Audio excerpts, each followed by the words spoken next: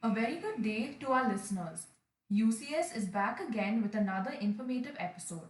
I am Shushmita, a corporate lawyer and a trainer at UCS. Last week, while I was down with COVID, I was reading a novel. In the story, there was a situation where a 9-year-old girl child was sexually assaulted and murdered. Though this was just a story, I was feeling very low for a few hours as it affected me mentally. When I looked up the internet regarding crimes against children, I was terrified and shocked. I saw that according to the NCRB, that is the National Crime Records Bureau, a total of 1,28,531 crimes against children were recorded in last year, that is 2021, implying that an average of 350 such cases were reported each day. I wanted to know more on the law that governs atrocities against children, which is a Protection of Children from Sexual Offences Act 2012, or in short, the POCSO Act. Therefore, today's podcast is about POCSO.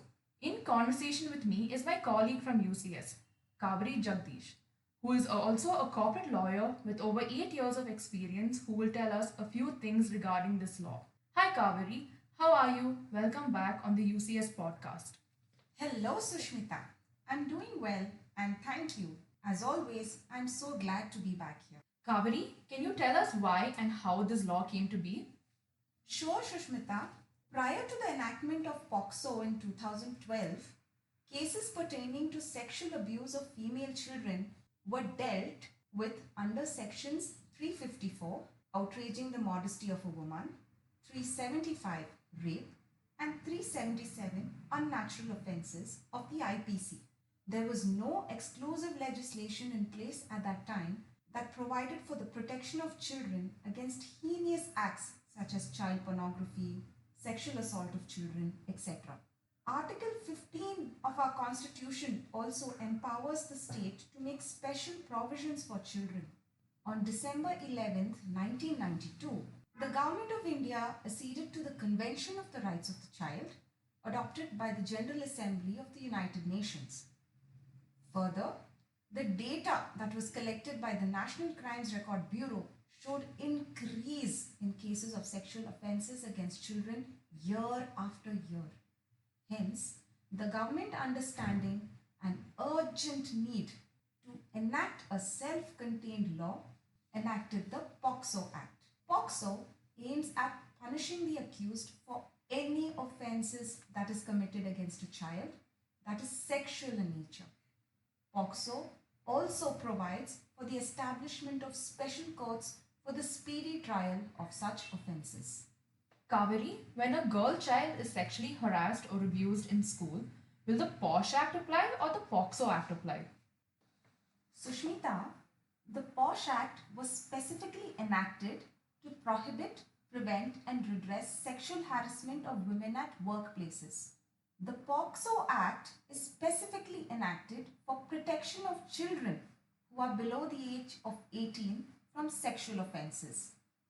POCSO has provisions under separate sections for all sorts of crime against a child, such as sexual assault, harassment, and pornography. Accordingly, when a child, be it a girl or a boy, is sexually harassed or abused in not only a school but also at home or anywhere else, without doubt the POCSO Act will apply. However, the provisions of the POSH Act will apply if an act of sexual harassment is committed against a female teacher or any other female who is working in a school. This has also been addressed in one of our previous podcasts titled, Does the POSH Act Apply to Schools and Colleges? Why does child abuse happen, Kaveri? How can people even think of committing offences against children? People who abuse children are mostly perverts and they usually find it comfortable and less risky to target children for their fantasies.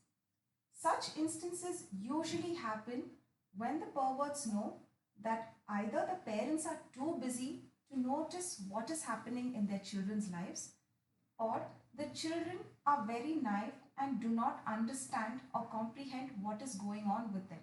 Sexual harassment need not happen only in the physical world with a child.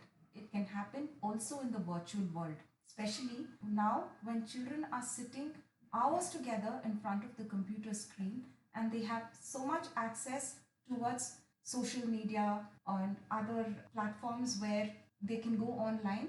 In such cases, there are extreme possibilities of them being harassed online.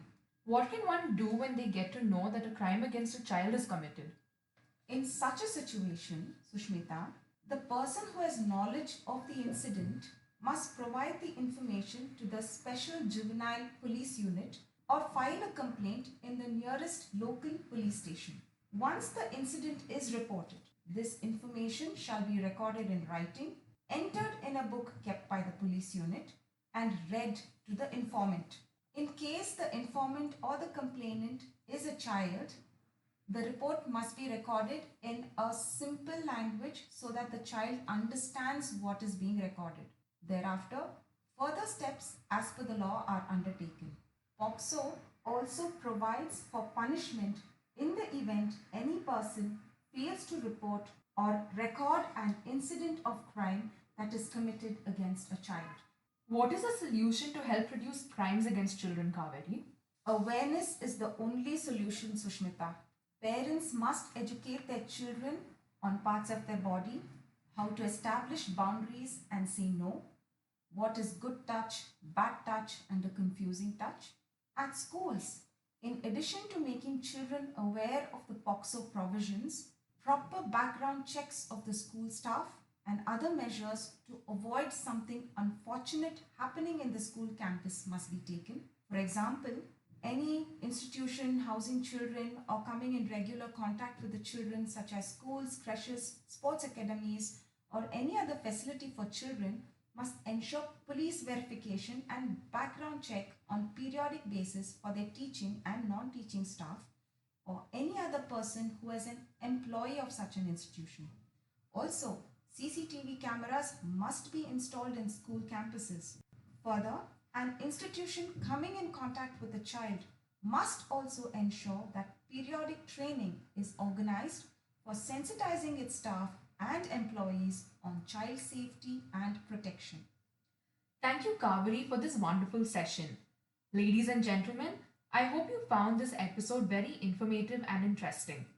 Do get in touch with us with your queries, suggestions, and feedback by emailing us at admin@upseedconsulting.com or write to us on LinkedIn, Twitter, Instagram, or Facebook.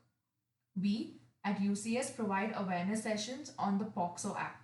Do contact us if you need our assistance. We will soon be back with another interesting topic. Wishing you all a great day ahead.